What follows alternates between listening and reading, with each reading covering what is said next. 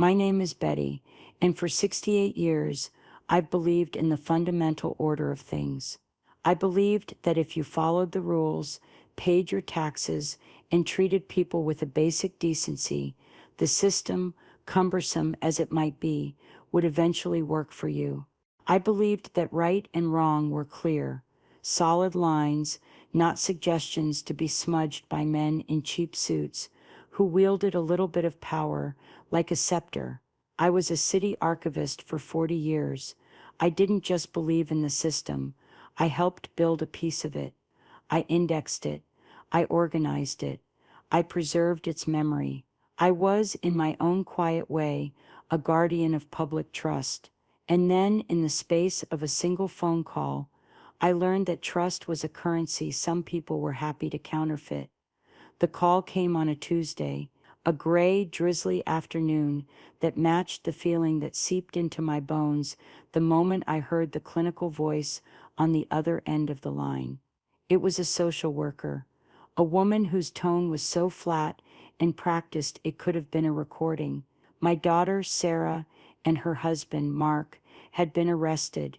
The details were a blur of ugly words, possession, intent to distribute, a litany of failures that had been simmering under the surface of their lives for years.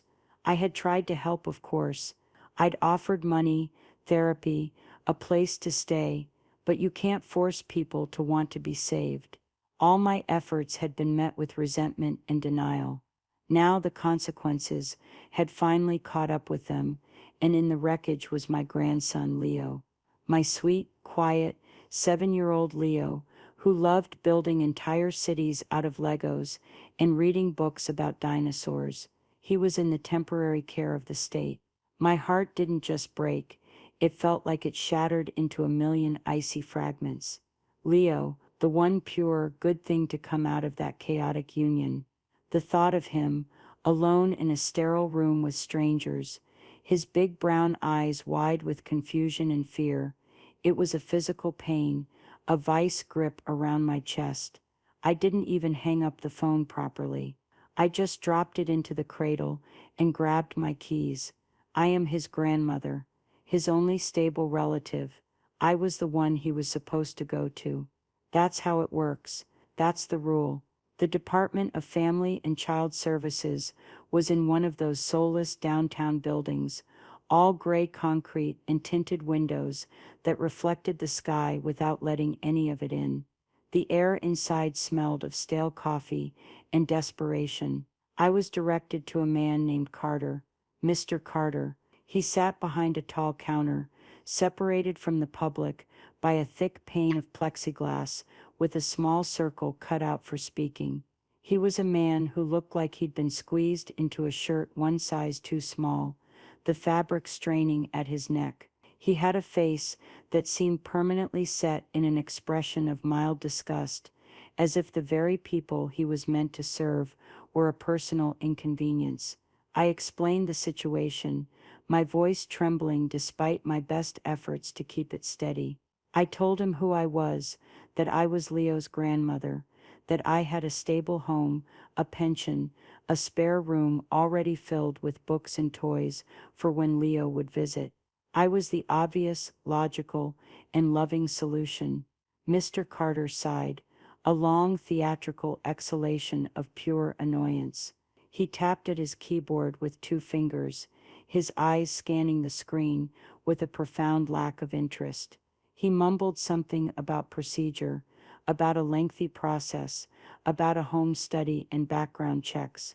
I told him I understood, that I would do anything, fill out any form, that I wanted to start immediately. I just wanted to see my grandson. He slid a thick packet of paperwork through the slot at the bottom of the plexiglass.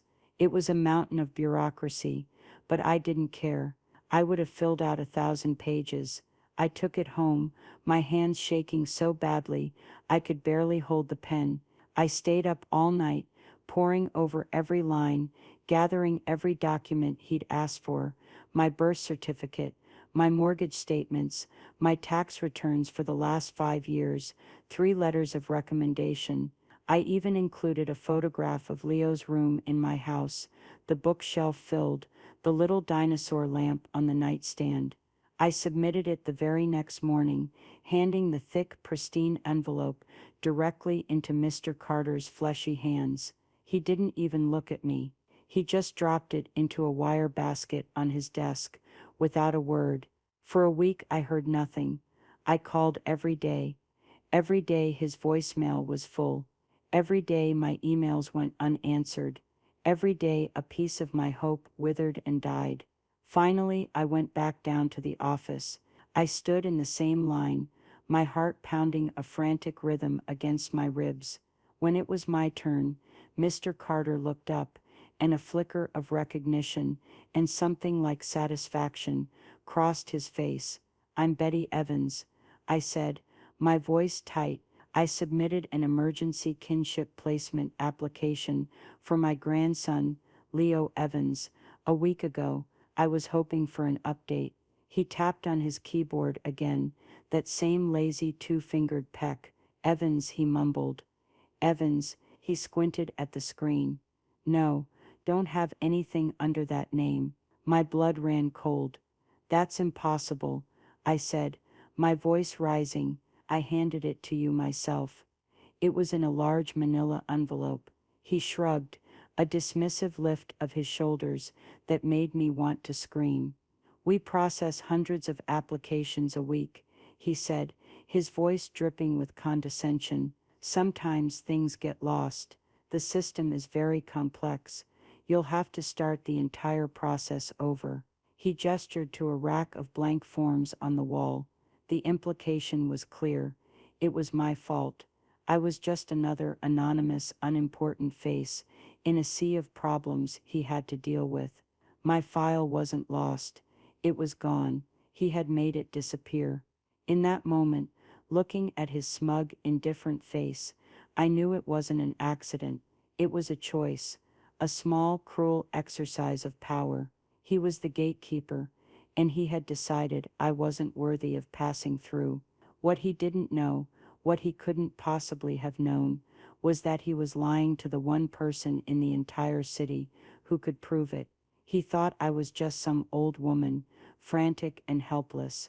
He didn't know that I, Betty Evans, a retired city archivist, had designed their new digital filing system a decade ago, and I still had the keys to the kingdom.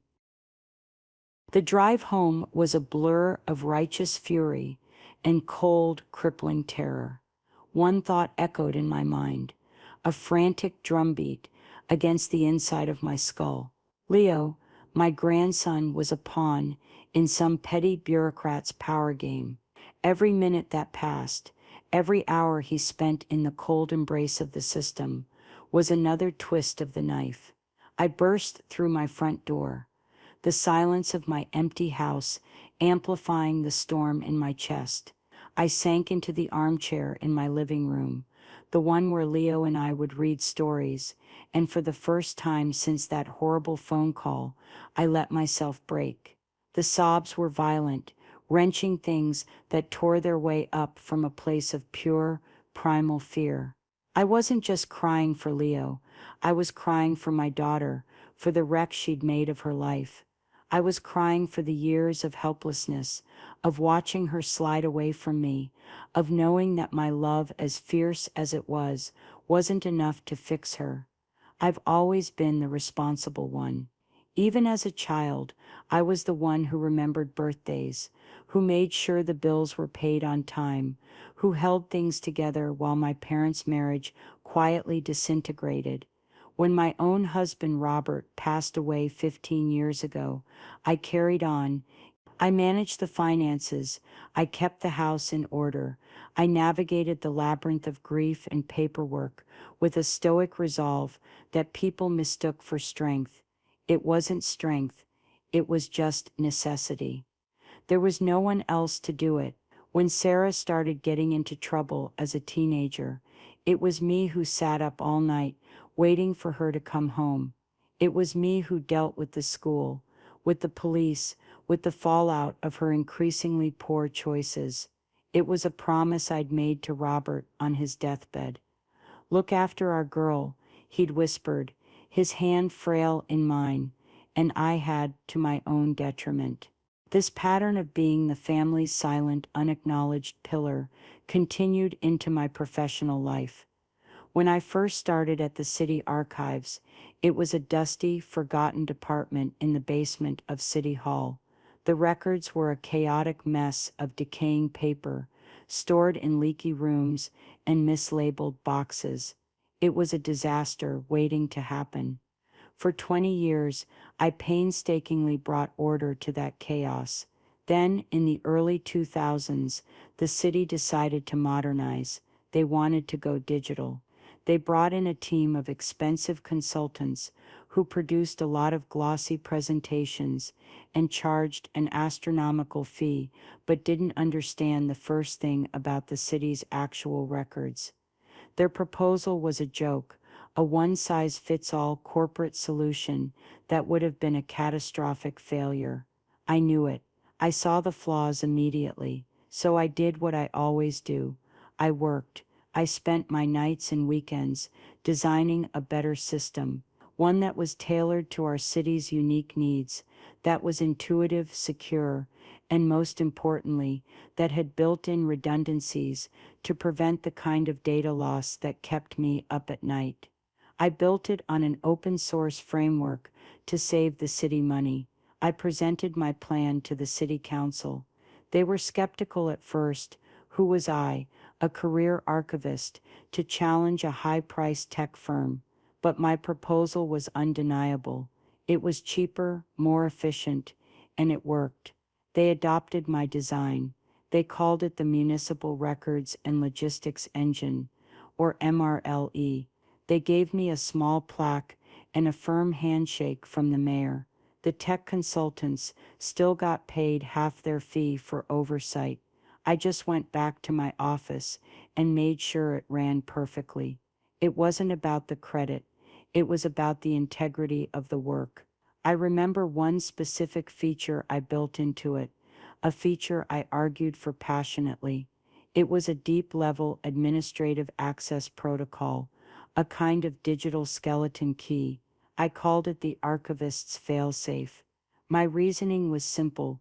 What if there was a catastrophic system failure, a fire, a flood, a malicious attack that wiped out the primary user accounts?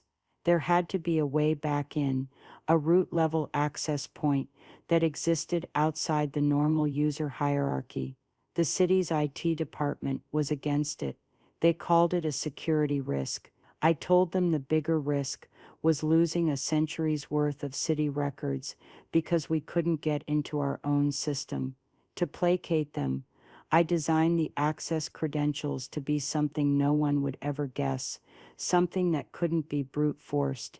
It was a complex cryptographic key derived from a piece of information only I would know, the serial number of my husband Robert's Purple Heart from his time in Vietnam, combined with the accession number of the first document I ever archived as a junior clerk in 1978.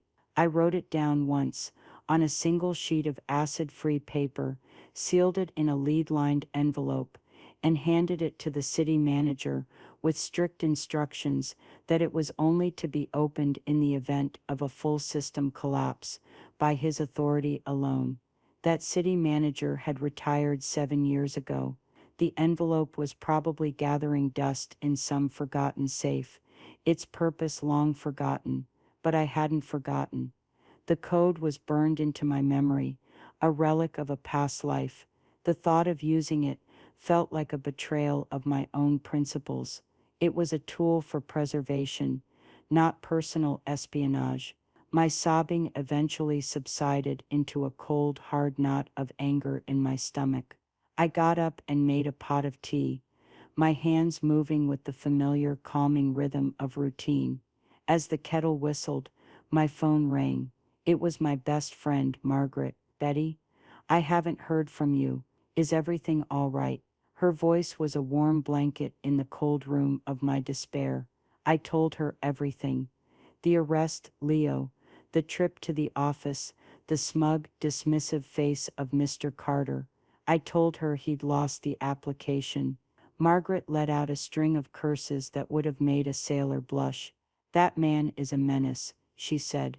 I've heard stories about him. He thinks he's the king of his own little miserable kingdom. He did the same thing to the Garcias last year when they were trying to get custody of their niece, made them jump through hoops for 6 months, claiming they'd filled out the forms wrong. Hearing that, something solidified inside me. This wasn't just about me. It wasn't a personal slight. It was a pattern. This man, this petty tyrant, was systematically abusing his power, hurting vulnerable families for his own cruel amusement. You have to go over his head, Betty, Margaret urged. Go to his supervisor. Go to the city manager. I almost laughed. And say what? Maggie, it's my word against his. He'll just say I'm a hysterical old woman who probably forgot to sign a page. They'll just make me start over. Meanwhile, Leo is stuck. Time is the one thing I don't have. Margaret was quiet for a moment. Her own life was a testament to the slow, grinding frustration of being underestimated in your later years. Her own children were currently trying to convince her to sell her house and move into a lovely assisted living facility, one they'd picked out without her input. They were pressuring her to sign over power of attorney, just to make things easier, Mom. They treated her like a child, incapable of managing her own affairs, despite the fact she'd run a successful catering business for 30 years. They don't see us anymore, Betty, Margaret said, her voice soft with a shared resignation. They just see gray hair and wrinkles. They think we're frail. They think we're stupid. They think we've forgotten how to fight. Her words hung in the air between us. They think we've forgotten how to fight. That was it. That was the core of it. Carter looked at me and saw a victim. My own daughter saw me as a bank account. Even the well-meaning social worker on the phone saw me as a case number. No one saw me, Betty Evans, the woman who had single-handedly built the digital fortress they were all operating within. That night, sleep was impossible. I lay in bed, staring at the ceiling, Margaret's words echoing in my head. I thought about Leo, about his laugh, about the way he would tuck his small hand into mine. I thought about the promise I made to Robert. I thought about Mr. Carter's smug face. The rage I felt was a clean, pure thing. It burned away the despair and the helplessness, leaving behind something hard and sharp resolve. It wasn't about revenge. Not yet. It was about justice. It was about my grandson. But a quiet, insistent voice in the back of my mind whispered, why can't it be about both? The decision was made before the sun came up. I got out of bed, put on my robe, and walked into my home office.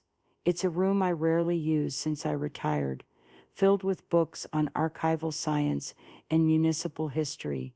On the bottom shelf of a dusty bookcase was a row of old work binders. I pulled one out.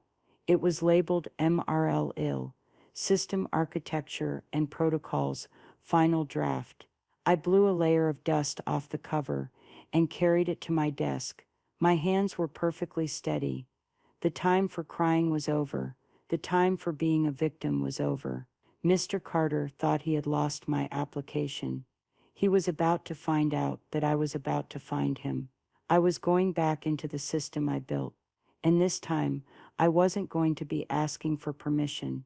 The binder felt strangely heavy in my hands, a physical weight that mirrored the moral weight of what I was about to do. I sat at my desk for a long time, the early morning light casting long shadows across the room, and I just looked at it.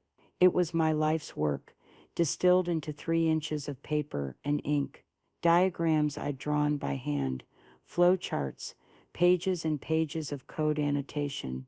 I had been so proud of it. I had created a system built on principles of order, transparency, and integrity. And now, I was planning to violate that integrity in the most profound way possible. Was I any better than Carter, using a system for my own ends. The question circled in my mind, a vulture of doubt. But then, the image of Leo's face flashed in my mind's eye, his trusting, innocent face, and the vulture was silenced by the roar of a lioness. This wasn't for my own ends. This was for him. The system had failed. The human element, the Carter element, had corrupted it, turning a tool for service into a weapon of bureaucratic cruelty. I wasn't breaking the system. I was using a key I myself had forged to bypass the broken part. It was a necessary evil, a moral compromise I was willing to make to save my grandson from the very institution I had tried so hard to build with honor. I opened the binder, my fingers wrinkled with age, but still nimble, traced the familiar diagrams. It was all coming back to me, the late nights fueled by lukewarm coffee, the thrill of solving a complex coding problem. It felt like reuniting with an old friend. Deep in the technical specifications, I found it, Section 9, Subsection 4BO, the archivist's fail-safe protocol. There in my own neat cursive handwriting was the reminder of the two-part authentication key, the serial number from Robert's medal, and the accession number of the Miller farmstead deed from 1978. I closed my eyes. I didn't need the note. I knew them both by heart. They were a part of me. My home computer was a modern machine, far more powerful than the chunky desktops we'd had when I designed the system. But the back-end access was web-based, a simple command line interface I had designed to be accessible from any browser as long as you could get past the security gateway. It was meant for a crisis, to be used from a laptop in a FEMA tent if necessary. I opened a browser, my heart thrumming a nervous rhythm. I typed in the obscure URL, a long string of characters that looked like gibberish, but was in fact an encrypted pathway to the city's server core. A simple gray box appeared on my screen. User authentication required. This was the point of no return. I took a deep breath, held it, and typed in the first part of the key, Robert's serial number. The screen blinked. Authentication part 1 accepted. A new box appeared. Secondary key required. I typed in the 7-digit accession number. My finger hovered over the enter key. This was it. I was crossing a line I had drawn myself. I pressed the key. For a second, nothing happened. Then the screen flickered and resolved into a stark text-based interface. Green text on a black background. Welcome archivist_pring. System access granted. I let out a breath I didn't realize I'd been holding. I was in, it felt like stepping back in time. This was my world, my creation. The directory structure was exactly as I had designed it. I navigated through the folders with practiced ease, my fingers flying across the keyboard. I went to the main directory for family and child services applications. I searched for my name, Evans, Betty. The system returned a result, almost instantly. File not found. Of course, Carter hadn't just put it at the bottom of the pile. He had deleted it, or so he thought. One of the key features I'd built into MRLE, a feature I was particularly proud of, was a triple redundancy failsafe. No file was ever truly deleted. When a user deleted a file, the system simply moved it to a secure, partitioned deep archive, stripping its metadata tag so it wouldn't appear in a normal search. It was a protection against accidental deletion, or in this case, malicious deletion. To the average user like Carter, the file was gone forever. To me, it was just in a different room. I accessed the deep archive. It took another layer of authentication, a simple command based on my old employee ID number. And there it was, a log file. Every deleted file was listed, along with the user ID of the person who deleted it and a timestamp. I scrolled down. There it was, application_kinship underscore E dash V dash A dash N dash S underscore L dash E dash A dash O dot zip status deleted. User C. Carter underscore 3481. Timestamp 1422. Last Wednesday, 1 hour after I had handed it to him. The cold, hard proof. He hadn't even waited a day. A surge of pure, unadulterated fury went through me. It was so brazen, so cruel. My hands were shaking again, but this time with rage, not fear. It wasn't about revenge, until it was. In that moment, looking at that digital tombstone for my hopes, it became very much about revenge. I restored the file instantly, moving it back into the active queue, but I didn't stop there. An idea, cold and sharp, began to form in my mind. If he did this to me, a grandmother with a stable home and a clear-cut case, who else had he done it to? Who else had been lost in his system? My curiosity was no longer just academic, it was a mission. I started looking at Carter's user logs, a.carter underscore 3481. His activity was a trail of digital breadcrumbs.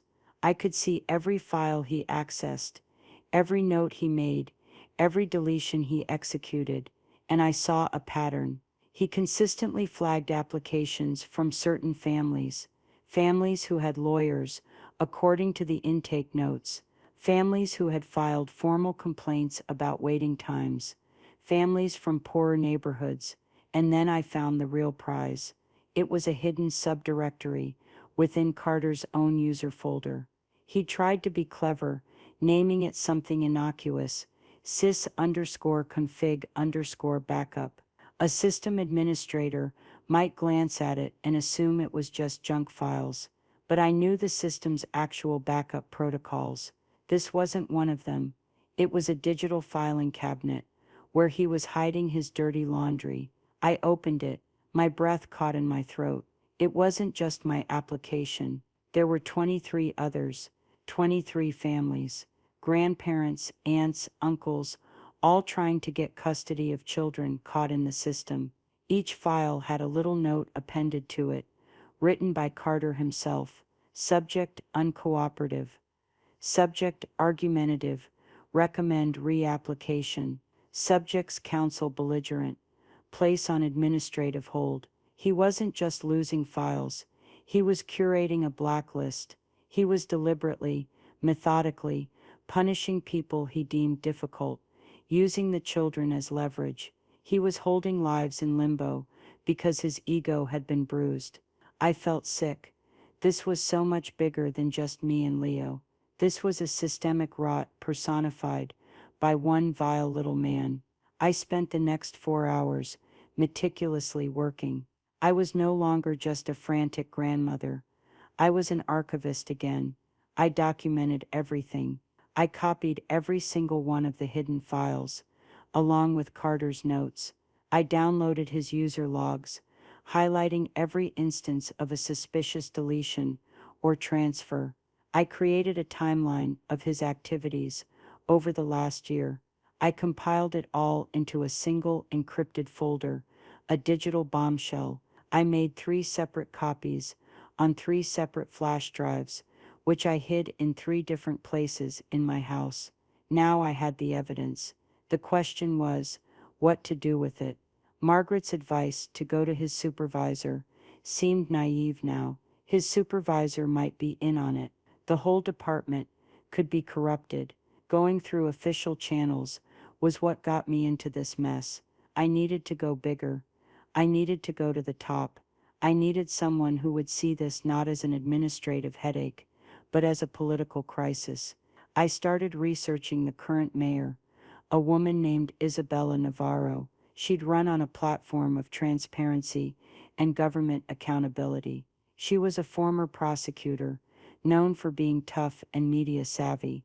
This was her brand, a scandal involving the abuse of vulnerable children and families in one of her own departments. That would be a bomb dropped on her administration. She would have to act, and act decisively, but I couldn't just walk into the mayor's office. I was still, on paper, just a citizen. I needed an inside track. I scanned the list of key personnel in her office: chief of staff, deputy mayor. They were all too high up, too insulated.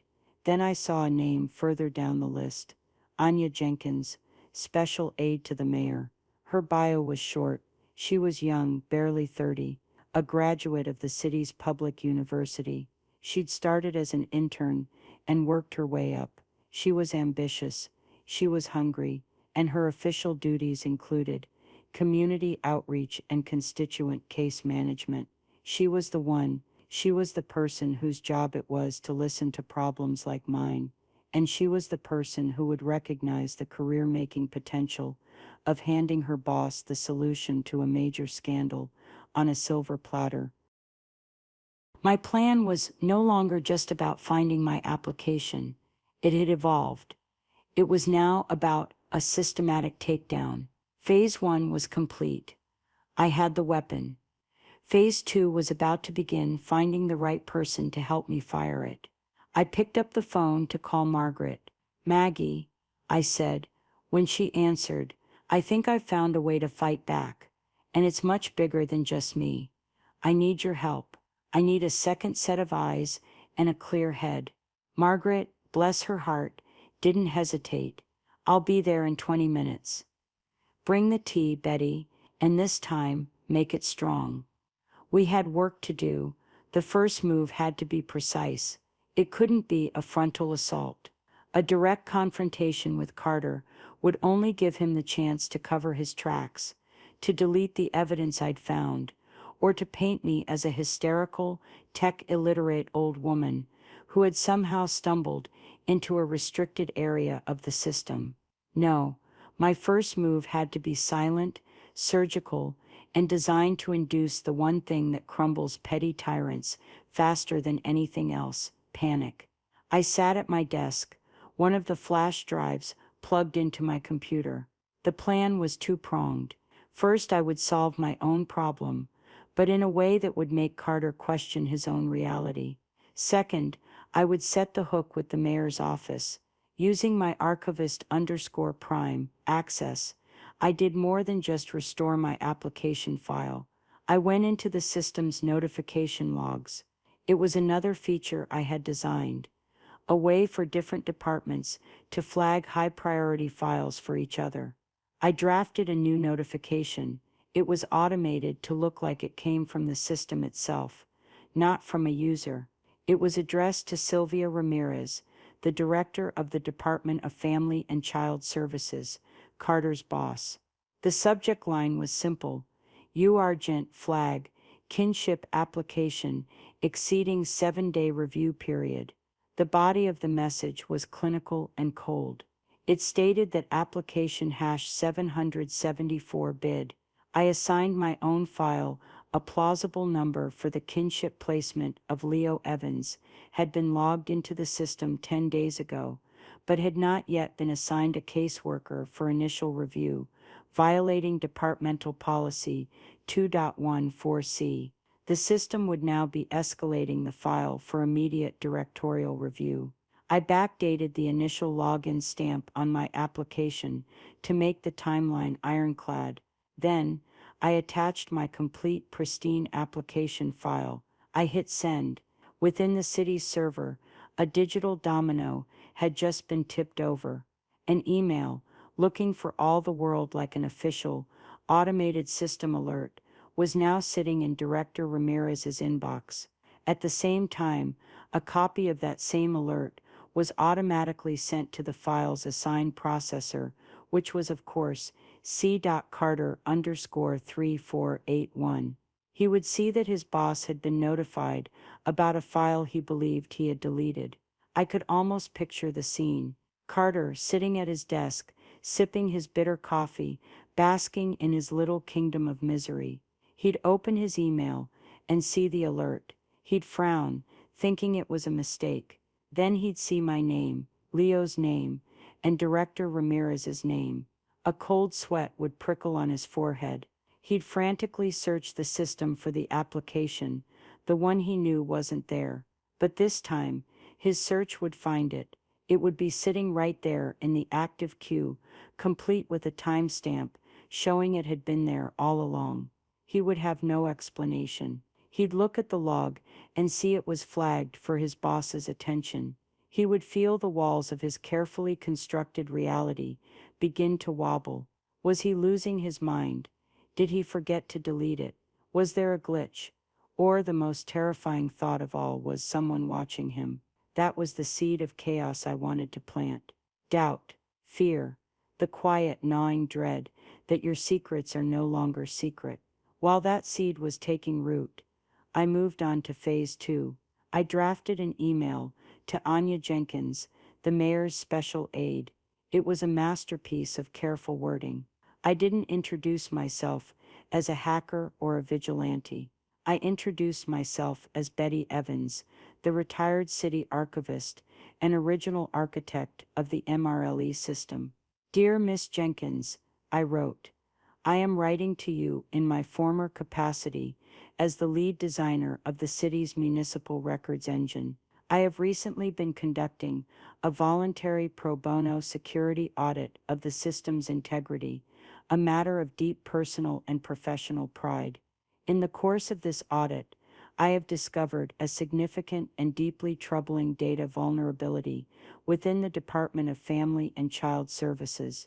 This vulnerability appears to have been exploited by at least one employee to deliberately conceal and manipulate sensitive case files related to child welfare. The scope of this malfeasance is, I'm afraid, extensive.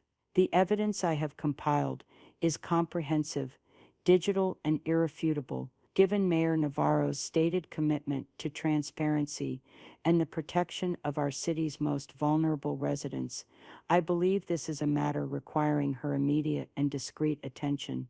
I have secured the evidence and can present it to you at your earliest convenience. I am not seeking financial compensation. I am seeking to protect the integrity of a system I helped build, and more importantly, to protect the children and families who depend on it. It was perfect. I framed my illegal intrusion as a pro bono security audit. I presented myself not as an aggrieved grandmother, but as a concerned professional. I didn't make threats. I offered a solution. I appealed to her ambition and her boss's political platform. I made it clear I had the goods, that they were irrefutable, and that this was a problem she could make herself a hero by solving. I attached a single redacted document to the email, one of Carter's notes about an uncooperative family with the names blacked out. It was a taste, a demonstration of what I had. Then I hit send. The rest of the day was a study in controlled patience. I baked a lemon drizzle cake. I did the crossword puzzle. I called Margaret and we talked about her own situation. Her son, David, had called again, pushing for her to let him handle her finances. He said he'd found a buyer for the house, Betty. She said, her voice thin. He said it was a great offer, and I should take it before I get too old to manage the upkeep. He didn't ask me if I wanted to sell. He told me it just steals my resolve. Maggie, I told her, they see us as problems to be managed, not people to be respected. You keep that house if you want to. Don't let him bully you. Her struggle was a mirror of mine, a fight against being rendered invisible, and it made me even more determined to see mine through. The first crack in Carter's composure came the next morning. It was a phone call from an unlisted number.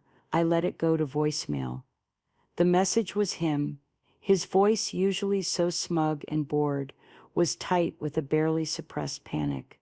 Yes, Miss Evans, Betty Evans. This is Mr. Carter from Family Services.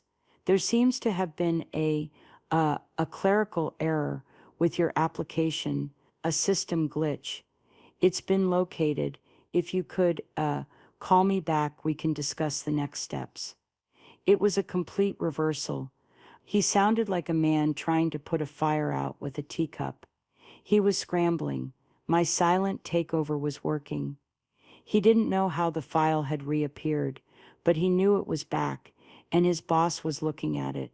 He was trying to get ahead of the story, to control the narrative. But the narrative was no longer his to control.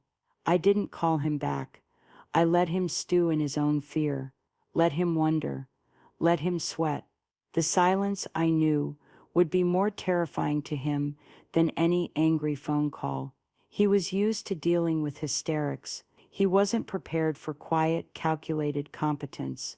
He was about to learn that the most dangerous opponent isn't the one who shouts the loudest, but the one who knows how the machinery works. The response from the mayor's office came less than 24 hours after I sent my email. It was a direct reply from Anya Jenkins. The tone was professional, cautious, but pulsing with an undercurrent of intense interest. "Dear Mr. Evans," it began, correcting the salutation. "Thank you for your email. The security of our city's data and the integrity of our services are of the utmost importance to Mayor Navarro. Your findings, as you describe them, are indeed concerning. Would you be available to meet with me in person tomorrow morning at 10 a.m. to discuss this further? We can provide a car for you. Please let me know." A car. They were rolling out the red carpet. They weren't just interested, they were hooked. The pro bono security audit framing had worked perfectly. They saw me not as a rogue agent, but as a valuable asset, a whistleblower who had come to them instead of the press. This was exactly what I wanted. I replied with a simple, "Yes, 10 a.m. is perfect. I will see you then." The power shift was palpable. It was a tectonic change, happening silently beneath the surface of the city's bureaucracy. While Carter was leaving panicked voicemails and trying to understand the glitch that had resurrected my file, I was preparing my briefing for the mayor's office. I didn't just have my evidence on a flash drive. I had prepared a full presentation. I created charts showing the timeline of Carter's deletions. I made a list of all 23 families he had targeted, cross-referencing their case numbers with his uncooperative notes. I even prepared a summary page titled "Systemic Vulnerabilities and Recommended Actions," outlining how a single, unchecked user could wield such power and suggesting specific protocol changes to prevent it from ever happening again. I was giving them the problem and the solution all at once. The next morning, a black town car, the kind you see in movies, pulled up in front of my small, tidy house. The driver, a polite man in a dark suit, opened the door for me. As we drove downtown, I felt a strange sense of calm. I was no longer a frantic grandmother. I was a consultant, an expert. I was on my way to a meeting that I had orchestrated to present findings that I had uncovered, using a power that only I possessed. Anya Jenkins was exactly as I had pictured, young, sharp, dressed in an impeccably tailored pantsuit. She met me in the lobby of the mayor's executive suite, her handshake firm, her eyes intelligent and assessing. She led me to a small private conference room with a large screen on one wall. "Mr. Evans," she said, her voice crisp, "thank you for coming in. I've read your email, and frankly, it's alarming. Please show me what you found." I didn't waste any time. I plugged my flash drive into the conference room's computer and brought up my presentation. For the next 30 minutes, I walked her through it. I showed her the hidden directory. I showed her Carter's notes. I showed her the log files of the deletions, with his user ID attached to each one. I showed her the list of 23 families, their lives in limbo. As I spoke, Anya's expression shifted from professional curiosity to controlled outrage. She was smart. She grasped the political toxicity of the situation immediately. This wasn't just one bad employee. This was a scandal that could poison the entire administration if it got out. When I was finished, she was silent for a full minute, Her fingers steepled under her chin. "This is damning," she finally said, her voice low, "completely and utterly damning. And you're certain this evidence is secure?" "I have the only copies," I said, which was a small lie, but a necessary one. "I came to you because I believe Mayor Navarro would want to handle this correctly, not just for the political implications, but because it's the right thing to do."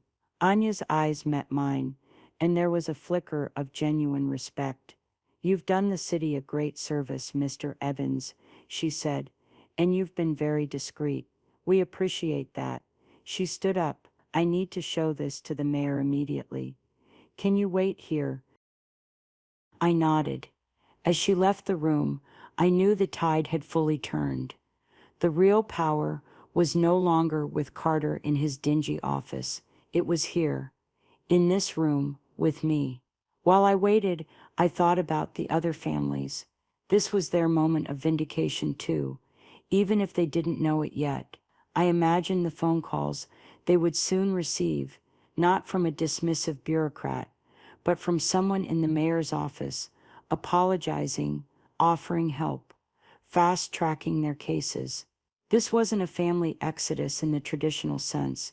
It was a community exodus, an exodus from the purgatory Carter had created for them.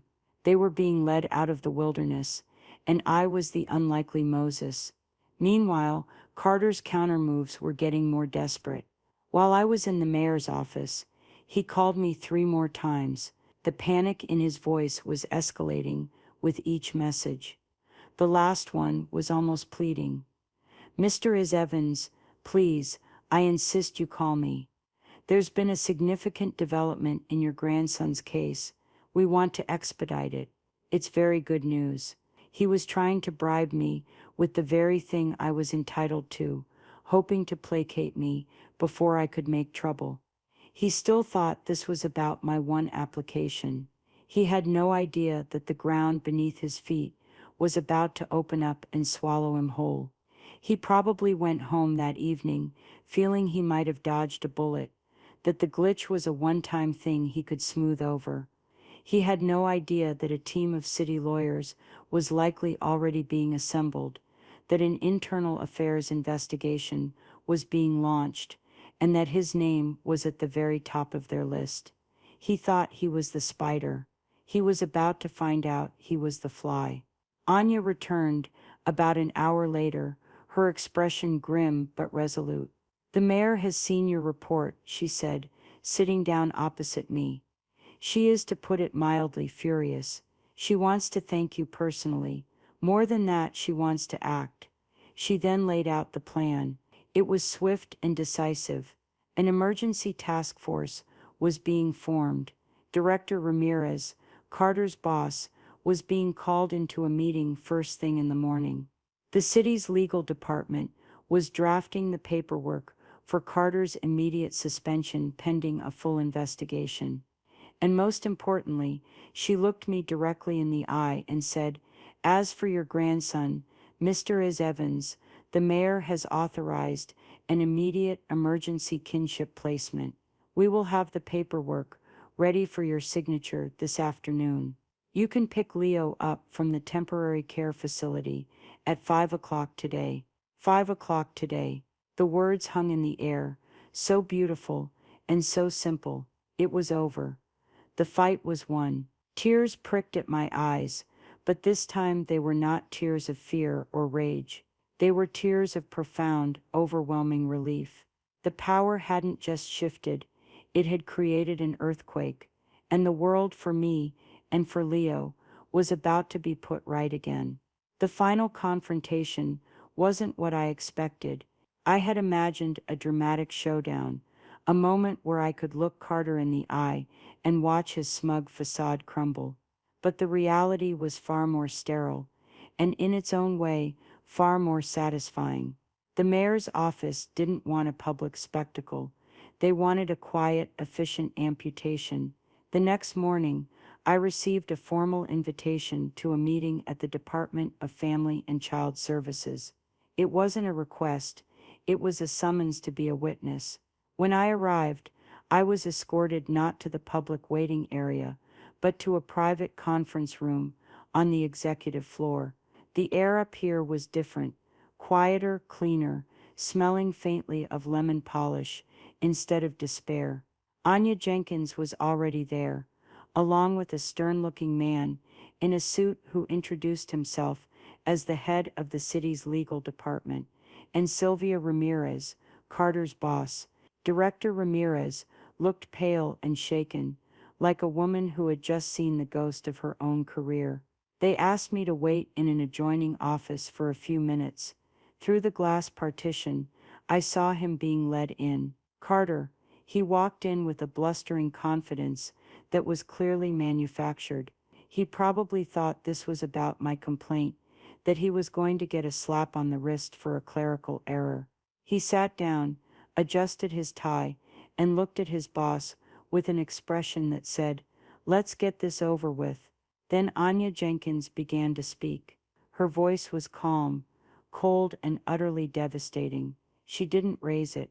She didn't need to. She simply laid out the facts, one after another, like a surgeon laying out instruments. She spoke of a hidden directory. She mentioned specific file names. She quoted from his uncooperative notes.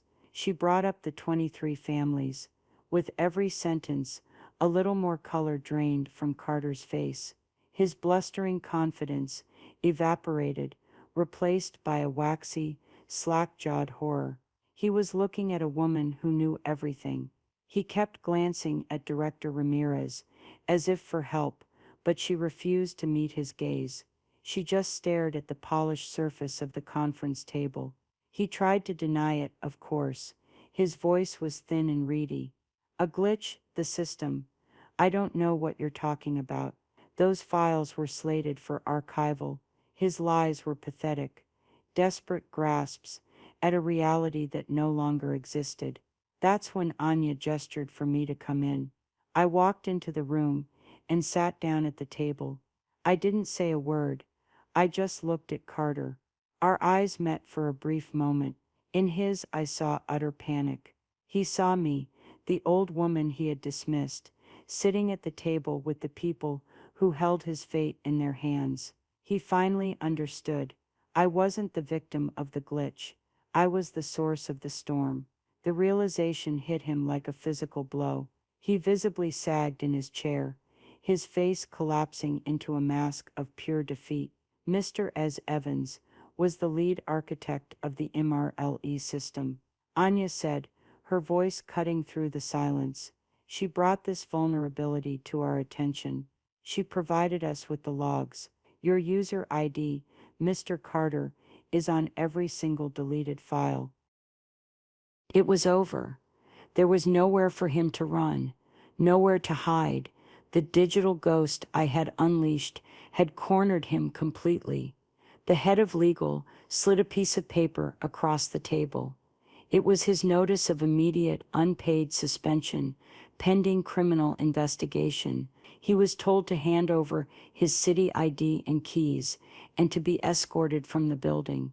He didn't even read it. He just stared at it, his hands trembling.